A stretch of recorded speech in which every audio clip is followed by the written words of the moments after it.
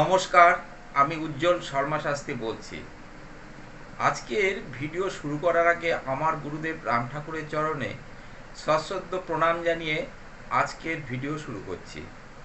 আজকের ভিডিওর কন্টেন্ট হচ্ছে কোন কোন গ্রহ 12টি রাশির জন্য শুভ এবং রাজযোগ কারক, যাদের জন্য অর্থপ্রাপ্তির সম্ভাবনা বেড়ে যায়। আজকে আমি বেশ অনেক দিন পর ভিডিও শুরু করেছি। শারীরিক অসুস্থতার কারণে আমি কয়েকদিন ভিডিও করতে পারিনি। এমনকি আমার মাও অসুস্থ ছিলেন, নার্সিংহোমে ভর্তি ছিলেন, যার জন্য আমি দীর্ঘদিন ভিডিওটা করে উঠতে পারিনি। আমি আবার ভিডিও করা শুরু করলাম। আপনারা আবার নিশ্চয়ই আমার সঙ্গে থাকবেন, আমার ভিডিও সাবস্ক্রাইব করবেন, বেল আইকনটা চেপে দেবেন, সঙ্গে থাকবেন, এই আশা রাখতে পারি। আমি অর্থপ্রাপ্তি নিয়ে বিভিন্ন ভিডিও করেছি এর আগে। সেই অর্থপ্রাপ্তির সম্ভাবনা কি কি কারণে বাড়তে পারে, কোন কোন গ্রহের সংস্থান অনুযায়ী অর্থপ্রাপ্তির সম্ভাবনা বেড়ে যায়, এই বিষয়টির উপরেই ভিত্তি করে মূলত আজকের যে আলোচনা, সেই আলোচনা তো থাকছেই। এছাড়া আজকে যে গ্রহগুলো নিয়ে আমি আলোচনা করব, প্রত্যেকটি রাশি লগ্ন অনুযায়ী, সেই সংস্থান অনুযায়ী শুধুমাত্র অর্থনৈতিক সম্ভাবনা বৃদ্ধি পাবে তা নয়, জীবনের অনেক শুভ কাজের ক্ষেত্রে একটা বড় ভূমিকা পালন করে থাকে এই গ্রহগুলো। কোন কোন গ্রহ, আমি যে মূল আলোচনা তাতে ঢোকার আগে আমি কয়েকটি কথা বলি। প্রত্যেকটি রাশি লগ্নের মানুষেরই জন্য প্রযোজ্য এই কথাগুলো। অর্থপ্রাপ্তি কিন্তু সবার হয় না। একই রাশি ও লগ্ন হওয়া সত্ত্বেও এক জাতকের অর্থপ্রাপ্ত হয় তো অন্য জাতকের হয় না। এগুলো সব কিছু নির্ভর করে ব্যক্তিগত জন্মছক। ব্যক্তিগত জন্মছকে শুভ গ্রহের যদি কানেকশন না থাকে, কোনো অশুভ যোগ যদি থাকে, তাহলে কিন্তু অর্থপ্রাপ্তি হবে না। অর্থপ্রাপ্তি সম্ভাবনার কথা বলা হয়, সেই অর্থপ্রাপ্তির সম্ভাবনা কিন্তু অতি উজ্জ্বল হবে যখন এই আজকে যে আলোচনা করব প্রত্যেকটি রাশি লগ্ন অনুযায়ী এই গ্রহগুলোর শুভ অশুভর উপর কিন্তু অনেক কিছু নির্ভর করে থাকে বা করবে। আমি যে 12টি রাশি নিয়েই কিন্তু আলোচনা করব। প্রত্যেকটি রাশি লগ্নের আলোচনা আলাদা আলাদাভাবে করব। কোন কোন গ্রহগুলো শুভ থাকলে অর্থপ্রাপ্তির সম্ভাবনা তৈরি হয়, জীবনের চলার পথে শুভ যোগাযোগগুলো আসতে থাকবে, কোন কোন গ্রহগুলোর সংস্থান অনুযায়ী, শুভযোগ অনুযায়ী, রাজযোগ কারক গ্রহ কোনগুলো, দ্বিতীয়, পঞ্চম, নবম, একাদশপতি গ্রহগুলো কোথায় কিভাবে থাকলে কি কি ফল পেতে পারেন, অত বিবরণে না গিয়ে আমি শুধু এইটুকু বলবো, জীবনে চলার পথে সমস্ত দিক থেকে কিন্তু শুভযোগগুলো আপনারা পেতে থাকবেন। আপনাদের ব্যক্তিগত ন্যাটাল চার্ট বিচার বিশ্লেষণ করতে চাইলে আমার সঙ্গে আপনারা যোগাযোগ করতে পারেন, যদি আপনাদের সদিচ্ছা থাকে, এবং প্রতিকার বিধান করার জন্য কিন্তু শুভ ব্যবস্থা এখানে আপনারা পাবেন। এখন মূল আলোচনায় ঢুকি। প্রথমে মেষ রাশি ও লগ্নের কথা বলি। মেষ রাশি দ্বিতীয় পতিকে শুক্র, পঞ্চম পতিকে রবি, নবম পতিকে বৃহস্পতি, আর একাদশপতি হচ্ছে শনি। রবি এবং বৃহস্পতি কিন্তু ভীষণ ভাবে শুভ গ্রহ রবি এবং বৃহস্পতি। শনি বৃহস্পতির শুভ যোগে কিন্তু রাজযোগ কারক, রাজযোগের সৃষ্টি হয় যদি অন্য শুভ গ্রহের সঙ্গে এদের যোগাযোগ থাকে অথবা দৃষ্টি দেয়। রবি এবং বৃহস্পতি যদি শুভ থাকে, যদি দ্বিতীয় পঞ্চম একাদশ এর যদি কানেকশন তৈরি হয়, ভাগ্যপতি যদি শুভ থাকে, তাহলে অতি অবশ্যই কিন্তু ভালো ফল আপনারা পাবেন। দ্বিতীয় রাশি লগ্ন হচ্ছে বৃষ। বৃষ রাশির দ্বিতীয়পতি কে? বুধ। পঞ্চমপতি বুধ, নবমপতি শনি, একাদশপতিও শনি। শনি অবশ্যই বৃষ রাশির ক্ষেত্রে যদি শুভ থাকে, রবি যদি শুভ থাকে, তাহলে কিন্তু ভালো ফল আপনারা পাবেন। রবি এবং শনি শুভ থাকলে ভালো ফল পাবেন, কিন্তু শনি একাই কিন্তু বৃষ রাশির ক্ষেত্রে রাজযোগ কারক। তাহলে শনি যদি শুভ থাকে, সেই সঙ্গে রবি যদি শুভ থাকে, যদি বুধ এবং শনির একটা কানেকশন সৃষ্টি হয়, তাহলে কিন্তু ভীষণ ভীষণ ভালো ফল পাবেন আপনারা। অতি অবশ্যই ভালো ফল পাবেন। ভালো ফল মিলবেই যদি আপনাদের শনি শুভ অবস্থায় থাকে। শনি শুভ অবস্থায় আছে, শনি খুব পাওয়ারফুল। তা সত্ত্বেও যদি রেজাল্ট না পান, তাহলে অবশ্যই ভালো জ্যোতিষীকে আপনার জন্মছক বা ন্যাটাল চার্ট বিচার করিয়ে নিন। তৃতীয় রাশি হচ্ছে মিথুন। মিথুন রাশির দ্বিতীয়পতি চন্দ্র, পঞ্চমপতি শুক্র, নবমপতি শনি, একাদশপতি বৃহস্পতি। মিথুন রাশির ক্ষেত্রে শুক্র কিন্তু একটা বড় ভূমিকা নেয়। এই শুক্র একাই কিন্তু রাজযোগ কারক। সুতরাং শুক্র যদি শুভ থাকে মিথুন রাশির ক্ষেত্রে, খুব ভালো ফল মিলবে। তার পরবর্তী রাশি হচ্ছে কর্কট।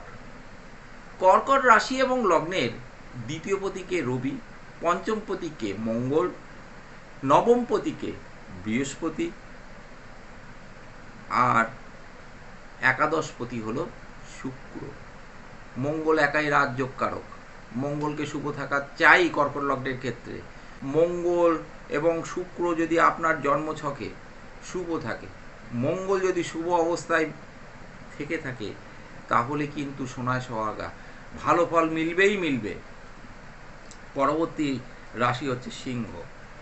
সিংহ রাশির দ্বিতীয়পতি বুধ, পঞ্চমপতি বৃহস্পতি, নবমপতি কিন্তু মঙ্গল, একাদশপতি বুধ।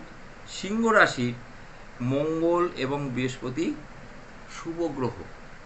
মঙ্গল এবং বৃহস্পতি যদি শুভ থাকে, এবং মঙ্গল এবং বৃহস্পতির যদি একটা শুভ সম্বন্ধ হয়, রাজযোগ হবে। মঙ্গল কিন্তু একাই যদি শুভ অবস্থায় থাকে, তাও কিন্তু ভালো ফল মিলবে। তার সঙ্গে কিন্তু বৃহস্পতিকেও ভালো থাকতে হবে, ভালো ফল মিলবে। কিন্তু শুভ গ্রহের কিন্তু দৃষ্টি বা শুভ গ্রহ যদি সাথে থাকে, তাহলে আরো ভালো ফল মিলবে। সিংহ হলো কন্যা। কন্যা রাশির কিন্তু দ্বিতীয়পতি শুক্র, নবমপতিকে শুক্র, পঞ্চমপতি শনি, চন্দ্র কিন্তু একাদশপতি। শুক্র যদি শুভ অবস্থায় থাকে, শুক্র তো শুভ গ্রহ কন্যা রাশির ক্ষেত্রে, বুধও শুভ গ্রহ। শুক্র এবং বুধ যদি শুভ অবস্থায় থাকে, তাহলে কিন্তু ভালো ফল মিলবেই। শুক্র বুধের সংযোগে কিন্তু রাজযোগ হয় এই কন্যা রাশি। তাহলে বোঝা গেল কোন কোন গ্রহকে শুভ থাকতে হবে ভালো ফল পেতে গেলে, তা কিন্তু আমি উল্লেখ করলাম কন্যা রাশি লগ্নের ক্ষেত্রে। এইবার আমি আসছি তুলা রাশি ও লগ্ন। তুলা রাশি লগ্নের দ্বিতীয়পতিকে মঙ্গল, পঞ্চমপতি শনি, নবমপতি বুধ এবং একাদশপতি হলো রবি। এই তুলা রাশির যদি শনি এবং বুধ শুভ অবস্থায় থাকে, কারণ শনি এবং বুধ হচ্ছে শুভ গ্রহ।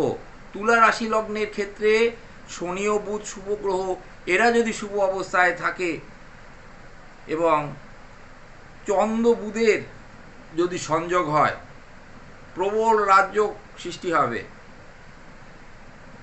শনি ও বুধের সংযোগে কিন্তু রাজযোগ হয়, ভালো ফল মিলবে। এই গ্রহগুলো যদি ভালো থাকে, চন্দ্র বুধ, তুলা লগ্নের ক্ষেত্রে চন্দ্র বুধ, শনি বুধ একটা ভালো ভূমিকা নিয়ে থাকে। বোঝা গেল?